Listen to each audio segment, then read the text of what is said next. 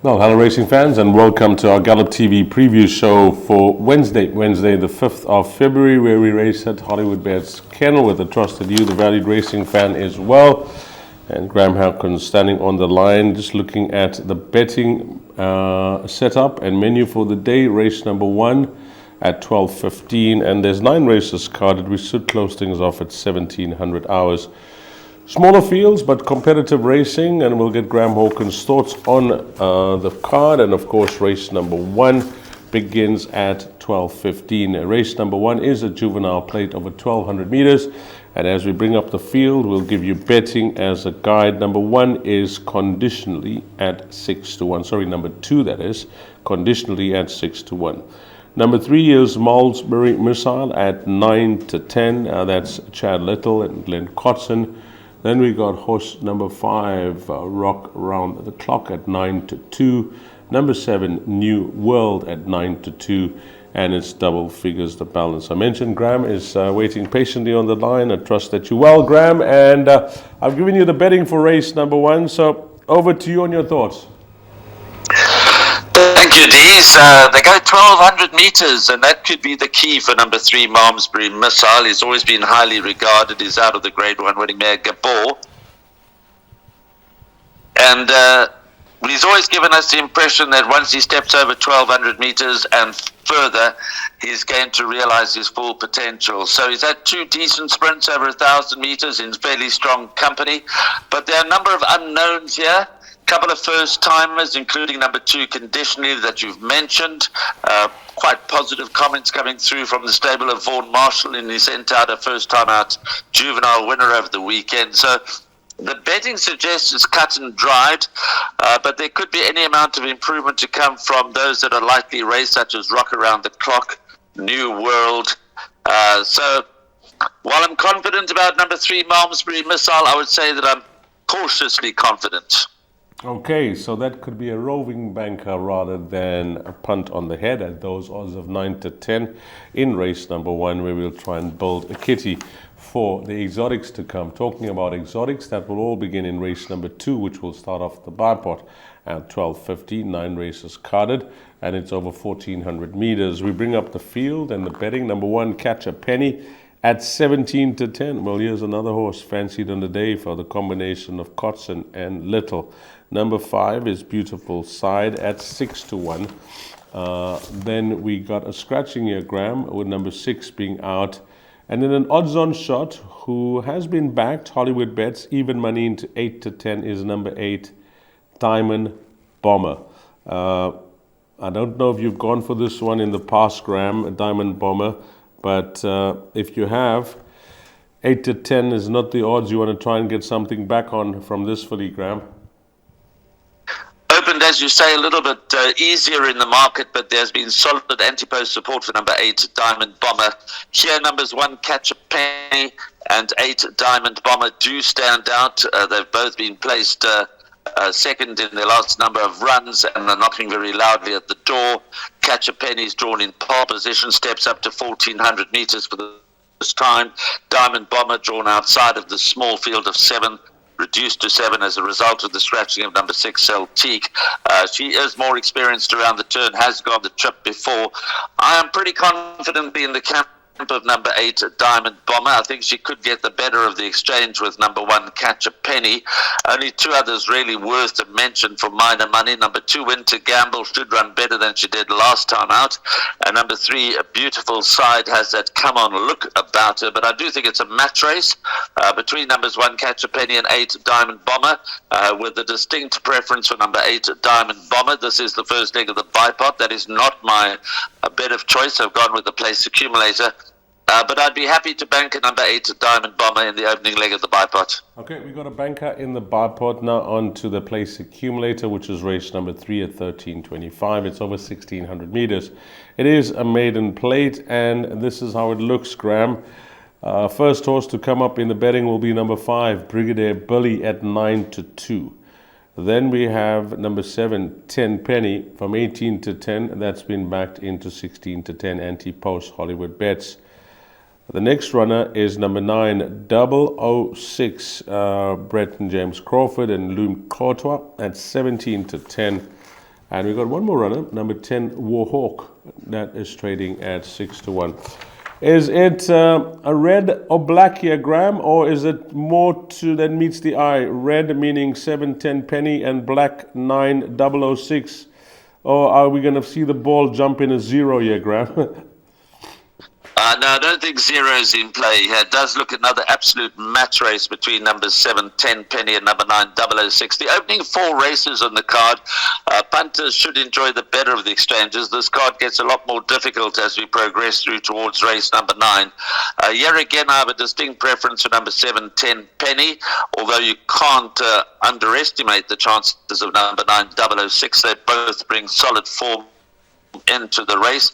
I thought 10 penny was a little unlucky to go down a short head behind Red Dawn last time out, and 006, well, the form is there for all to see. Runner up behind Happy Days penultimate start, second behind Western World in its last start. So these two jump out the page, but 10 penny would be my top choice over number 9, 006. And again, as far as the place accumulator and the buy pot is concerned, I'd be happy to bank at number 7, 10 penny.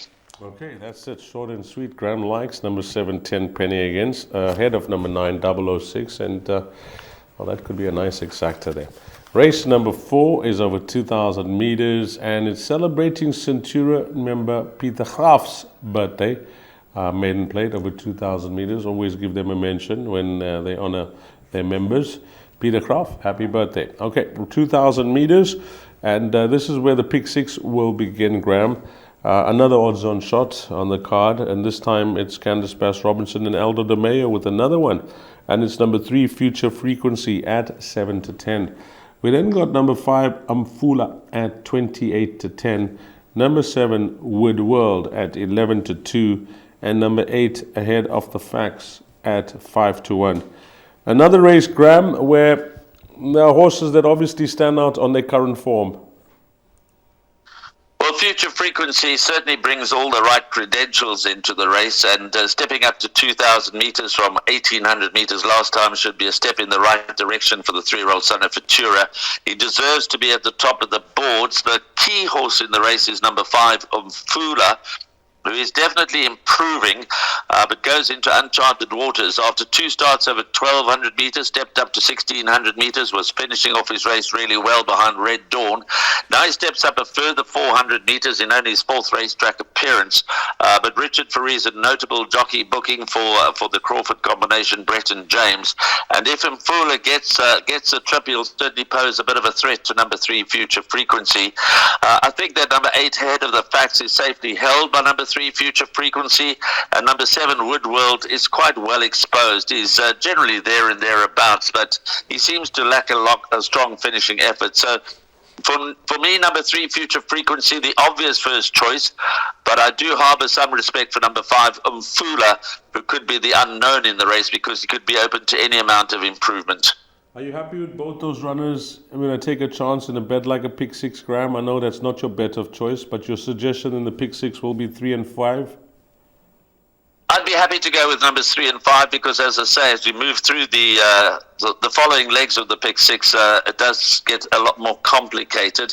I'm happy to back in number 3, Future Frequency, in the place accumulator. So I open my place accumulator perm, as you'll see later on, with 2 bankers. But I think you have to respect the chances of number 5, Mfula. Okay, 3 and 5 for the pick 6, and it does reduce the spend to just 2 runners as we multiply that out. Race number 5, and this is over 1,800 meters. It's a maiden plate for fillies and mares. Number 1, Blossoming Mind, is at 8-1. We then go on to number 5, English Mistress, at 4-1. Number 6 is Tuscan Romance at 28-10. And we also got a 28-10 shot here. Number 9, Strawberry Thief. And then number 10, Double Dash, is 5-1. That's a tricky race, Graham. If I was to lean with a horse that I think could be a roving banker from my side, Graham, it's going to be horse number 1. Wow, we haven't shared notes. This is my value bet for the day. Number 1, Blossoming Mind. I like the way she's coming along. 2 1,200-meter pipe openers. Not a bad effort, not a great effort, one has to say, but not a bad effort behind Exquisite. That form line has been directly franked on a number of occasions. She's cracked pole position. She hasn't raced since December. But being by Vercingetorix out of a staying mare by Dynasty, the further she goes, the better she should be. And I quite like Blossoming Mind in a wide open race. We have to throw the caveat out there that this is very, very open. Brett and James Crawford, they've got the two at the top of the boards, number 6 Tuscan Romance and number 9 Strawberry Thief. I think Strawberry Thief has been promoted to the top of the boards because of the jockey booking of Richard Faree. Only had the 2 starts and certainly showed nice improvement over 1,400 meters last time when 7th behind Englefield Green. But she needs to confirm that improvement. She needs to confirm that she's going the right way. She needs to confirm that she'll get 1,800 meters. And that same comment applies to a stable companion, number 6 Tuscan Romance, who's been hugely frustrating, as you know, to follow.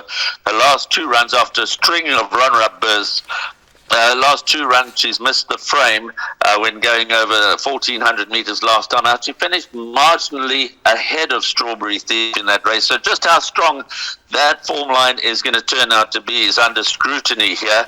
Tuscan Romance gets cheek pieces. That's a late declaration, but she has been frustrating and costly to follow. I think you can draw lines through English Mistress's last run. She was caught out deep. She was never in the race, but she also is a long-time maiden. But she's consistent, and in this sort of a field, she should have a say. Hunger Tonga ran her best race of her career last time out and is bred to go the trip, so Hunger Tonga can certainly get into the mix. It's a wide open contest. It's tricky. Double Dash comes in with a bit of a chance, although that form line behind Express Yourself is yet to be franked. So from an each-way perspective, I'm in the camp of number 1 Blossoming Mind. As you said, a roving banker. She could be the value in the race, but I do think you need to go wide. Okay, play cautiously in race number 5, and if you can try and minimize your spend for the exotics, you're an absolute winner. But number 1, Blossoming Mind, I like the choice of Graham Hawkins. They're at around 8-1, and I rubber stamped that as a roving banker. That could be a nice play there. Race number 6 will be Jackpot 2 with the 9 races carded, and we are also celebrating a Centurion member, Hilton, Utah. Happy birthday, 1,800 meters. And what is happening here? Small fields, the order of the day. We do get some big fields in the Western Cape these days, but smaller fields today, this Wednesday. But one must add, highly competitive racing. Number 1, Past and Present, is at 3-1. Number 3, Summer Night City at 5-2. 4, Mela Strength at 4-1. We then have number 5, Red Dawn, is trading at 3-1. Hollywoodbets, this horse has been backed. Number 6, Mohandas, from 20-1 into 16-1. That's some anti-post market for you. And then 7, Gnarly, is trading at 7-1. That's the amount of Sean Veal.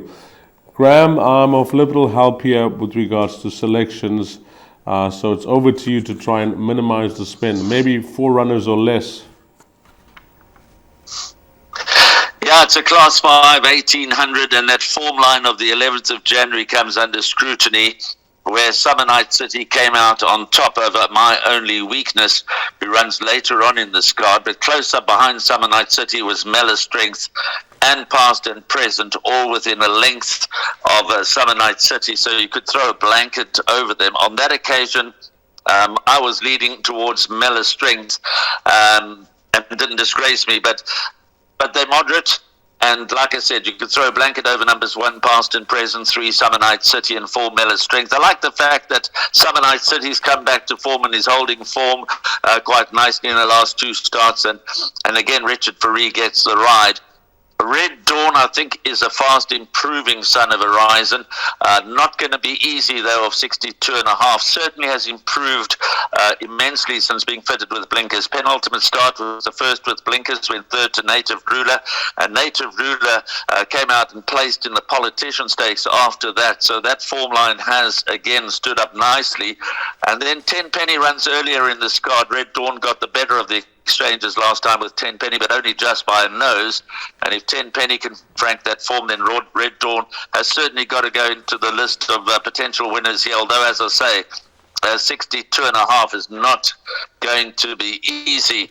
I'm the Buzz could be the source of an upset. She is, after all, a three-time winner, and being by flying the flag shouldn't have a problem with going the 1800 meters. It's a tricky class 5, but I'll stay in the camp of number 3, Summer Night City, because I think she's at least in nice form, but she has very little to spare over the likes of number 4, Mellor Strength, and 1 past and present. But I'm not going to ignore number 5, Red Dawn. I'll throw into the mix as well, along with number 2, I'm the Buzz. So, like you say, it's not easy, and you've got to decide whether you're going to try and keep this to under half the field or go a little bit wider. It's tricky. The pace will have a say in the outcome, but I think that the winner could well come from the likes of 3, Summer Night City, 4, Mellor Strength, 5, Red Dawn. Okay, you heard Graham's thoughts there on race number 6. All you need to do now is try and work it out and minimize the spend, or maybe add to his selections that he's given you. Race number 7, 1600 meters, class 4 fillies and mares. Number 1, Englefield Green, is at 5-1. We then have number 3, My Only Weakness, at 28-10. Number 4, Lady Springfield, at 22-10. Number 5, Give Me Everything, at 8-1. 7, Jet to the Sun, at 4-1. And 8, Senora Victoria, at 8-1. Graham, and I often open up the race card. I like to have a look at the index when it comes to trainers and jockeys and see where they're at before touching on the race card itself. And I see Grant Fanikak, he only has, I think, 5 mounts for the entire card. And he's riding for what I would call the minnows throughout this race meeting when you compare these names with the likes of Snates, etc. And I think that this is his best ride for the day, Grant Fanikak, on number 3, My Only Weakness. I really like the look of this filly. I'm actually thinking about maybe taking a chance and banking her if I'm not going to back her up with number 4. Yeah, look, she ticks a lot of boxes. Yeah, I'm a little concerned that she steps back to the 1600 meters. She's always given me the impression that the further she goes, the better she'll be. She's been a very close second in the last 2 starts of 1800 meters. But that being said, she did win a maiden over 1400, albeit a very weak maiden at the time. The horse that she beat there, White Waters, has really struggled. But my only weakness is, to coin a phrase, strengthening up, and I do think it is Grant Fanikak's best ride of the day. He's ridden this filly 4 times for a win, 2 seconds and a third, so he's yet to be out the top 3. His strike rate for Adam Marcus, Grant Fanikak, is over the 30% mark. And you can take your chances here with number 3, My Only Weakness. She's a kilogram better off with number 4, Lady Springfield, for that narrow defeat last time out, so she will have every chance of turning the tables at number 4, Lady Springfield. In addition, I'm a little concerned. Lady Springfield was meant to run on Meta. She was scratched because she put up to use the exact words of Justin Snaith, because she put up a terrible gallop. So obviously she's improved again back home and takes her place here, number 4, Lady Springfield, but that is a little bit of a worry for me. So I'm very much in the camp of number 3, My Only Weakness, as you are. My backup would be number 7, Jet to the Sun, because she's proven over 1600 meters, whereas I believe that both My Only Weakness and Lady Springfield might prefer to go a bit further, and that could be their Achilles heel. We were very strongly in the show, very strongly in the camp of number 7, Jet to the Sun, last time out. She did us a very good turn with a facile win by nearly 3 lengths, and I don't want to turn my back on number 7, Jet to the Sun, because I think she will be competitive. She's a 4-year-old up against the 2 3-year-olds. Yes, she's giving them weight or level weights with Lady Springfield, giving 2.5 to My Only Weakness. But purely on weight for age terms, number 7, Jet to the Sun, is quite well in with numbers 3, My Only Weakness, and 4, Lady Springfield. So those are the top choices for me, obviously. There could be improvement to come from Englefield Green. There could be further improvement to come from Give Me Everything, and Senora Victoria is always there and thereabouts. But as you say, somewhere you've got to nail your colours to the mast. We did that successfully with Call Me Get Fixed. We only just got home, but we did that successfully with Call Me Get Fixed over the weekend in a tough race, got away with it. And you could get away with it here with number 3, My Only Weakness. I think she'll beat number 4, Lady Springfield, but number 7, Jet to the Sun, worries me. So I'm going to back up number 3, My Only Weakness, at least with number 7, Jet to the Sun. Okay, Graham's danger to 3 is now 7. My danger to 3 was number 4. And if Graham thinks that cannot, or possibly cannot, beat number 3, then I like the selection of 3. my only weakness as a possible bank here. But if you're looking for the cover, it's horse number 7. Race number 8, Class 5, fillies and mares, 1,200 meters. We are now in the home stretch when it comes to this race meeting at Hollywoodbets Kenilworth. There's a form update here, Graham, for number 1, Crew of Ice. Whether this runs, keep an eye on the scratching. On the day, ran on the first, 8, 9 lengths behind. That's number 1. So betting will have it like this. Number 5, Easy Money at 4-1. 6, Why Not Jackie is at 9-2. Then we got number 7, which is Becky Sharp at 3-1. And the 5-2 shot here of Aldo de Meyer, who has some nice rides throughout this race meeting. He rides Royal Lytham, trading at 5-2. What are we doing here, Graham? Your place accumulator, you're surviving, you're running, you possibly doubled up where you went wide. How many horses in this leg? Definitely going with 3 horses in this leg. I think the top 2 choices and the outcome might rest between number 7, Becky Sharp, and 9, Royal Lytham. It's interesting that has kept faith in number 9, Royal Lytham. He's ridden in her last 4 starts, placed and earned a check in each of them, and on all collateral form, number 9, Royal Lytham, certainly has a bright chance. There's not much separating. If you go back to the collateral form lines on the 4th of December, they finished in the order: Why Not Jackie, Becky Sharp, Royal Lytham, Easy Money, Crew of Ice. That was over 1,200 meters, so that was not too long ago. That was the 4th of December. Then the 15th of January, it was Royal Lytham, Black Path, Why Not Jackie. So Why Not Jackie dropped down the pecking order. So there's clearly not much to choose between Becky Sharp, Royal Lytham, and Why Not Jackie. And Why Not Jackie with Richard Fareed deserves utmost respect. I'm going to throw number 4, Black Path, into the mix because I think she's been there and thereabouts. And this is a kind of Class 5 race in which the 6-year-old daughter of Path 4 could be victorious for Peter Wrench. So it's tricky. It's a Class 5. We've become accustomed to upsets in these kind of races. I would like Easy Money more strongly if this was over 1,000 meters. I've always been of the view that Easy Money is a 1,000-meter specialist. I'm not that convinced over 1,200 meters, so I'm happy to brass number 5, Easy Money, maybe to my detriment. Certainly number 3, Try Me, could be the source. If there's going to be an upset, it could be number 3, Try Me. But I'm going to rest my hopes on Becky Sharp and Royal Lytham to fight this one out, followed by numbers 4, Black Path, and 6, Why Not Jackie. The form lines are there for all to see, but in this kind of division, they don't always run as they run on paper. They don't always perform consistently. But the key horse in the race, the one that does run most consistently, is certainly number 9, Royal Lytham. Okay, number 9, Royal Lytham, if you're looking for the roving banker there in race number 8. How are we going to close things off? Well, it's the 9th race, the lucky last, fillies and mares, Class 4. It's 1,000 meters.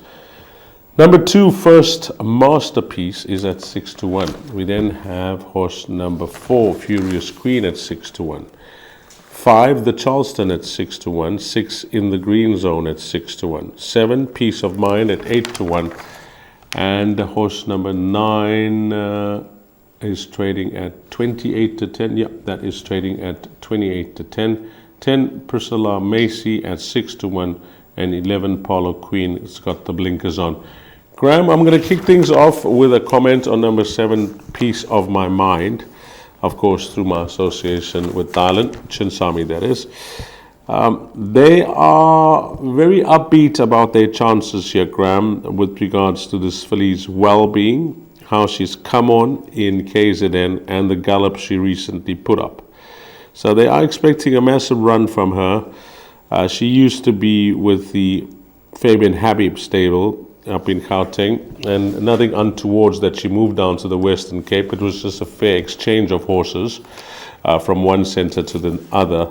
But Michelle is quite upbeat, I must add, and listening to those comments that I am on that group, I don't think that 8-1 is going to last come race time, Graham, because they really like the look of this filly, and she may just be generously priced up, number 7, Peace of Mind. I think that Peace of Mind is overpriced. She features on the front cover of the computer form for this meeting, and Michelle Ricks and Harold Crawford had a wonderful weekend. They had a double at Hollywoodbets Kenilworth on Saturday, so the stable is in fine form. They also had a few placed runners, and yes, was lots to like about her second run in at Hollywoodbets Kenilworth. The first was nothing to write home about, but last time out third behind Barney McGrew, and definitely won for the shortlist number 7, Peace of Mind. I think this is a very complicated race. So if we dissect the form, let's go with number 7, Peace of Mind. To confirm the form over Furious Queen in the green zone. So let's play what the Russian roulette, if you like. Let's eliminate Furious Queen and in the green zone on the basis that they will be held by number 7, Peace of Mind. But then Candace Bass Robinson has got 3 live wires in the form of number 5, the Charleston, number 8, Love Shack, and 9, Tanneron.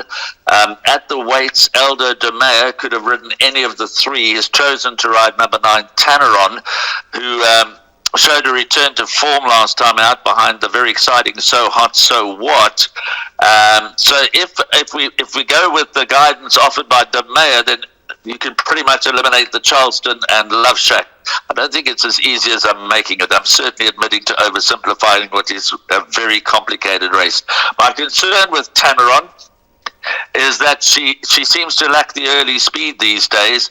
Last time out was 1,200 meters. She reverts to 1,000 meters. She could be run off her feet in the early part, but should be finishing off the race well. But if you like Tanneron, then you've got to afford a chance to number 10, Priscilla Maisie, whose overall form is pretty decent, and she was only marginally behind Tanneron last time out on the 15th of January when they ran 3rd and 4th. But they do stand back to 1,000 meters, and that could be key for number 7, Peace of Mind, because she seems to have her best form over this track and trip, and that could certainly play to the advantage of number 7, Peace of Mind. So I'm in your camp, Peace of Mind, to run a big race. The spook in the race could be number 3, Bon Bouche. When in the right mood, she can go like a bat out of hell, as she did last time out, when many lengths clear of the opposition. But that was over 1,200 meters. She only stopped late.